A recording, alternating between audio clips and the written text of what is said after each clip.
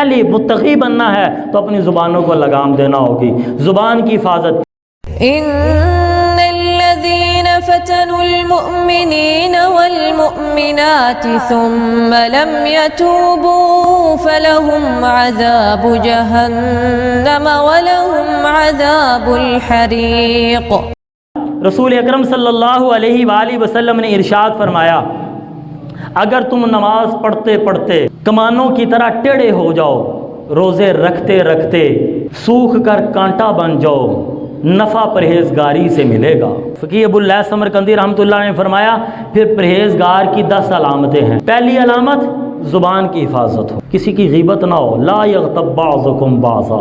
پہلی متقی بننا ہے تو اپنی زبانوں کو لگام دینا ہوگی، زبان کی حفاظت، کسی کی غیبت نہیں ہوتی۔ میرے دوستو غیبت کس کو کہتے ہیں؟ بارہا عرض کیا لیکن ہم بھول جانے والے لوگ ہیں، ہمارے اندر کمی آ جاتی ہے، اس لیے بار بار ذکر کرنا چاہیے۔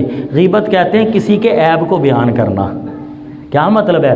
شریعت نے اجازت نہیں دی کہ میں بھائی سلیم کے عیب بھائی کے سامنے بیان کروں، اس لیے کہ یہ کچھ نہیں کر سکتے۔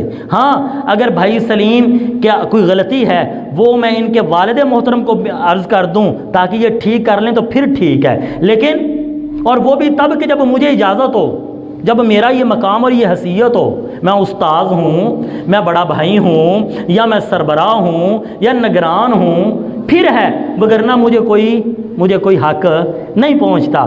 لا یغتب بعضکم بعضا، لوگوں متقی بننا ہے، پرہیزگار بننا ہے، دنیا اور آخرت میں عزت چاہیے تو اپنی زبان کی حفاظت کرتے ہوئے غیبت سے بچو۔ آپ کو یہ ویڈیو پسند آئی تو ویڈیو کو لائک کریں اور کمنٹ میں اپنے رائے کا اظہار کیجیے، چینل کو سبسکرائب کرنا نہ بھولیں۔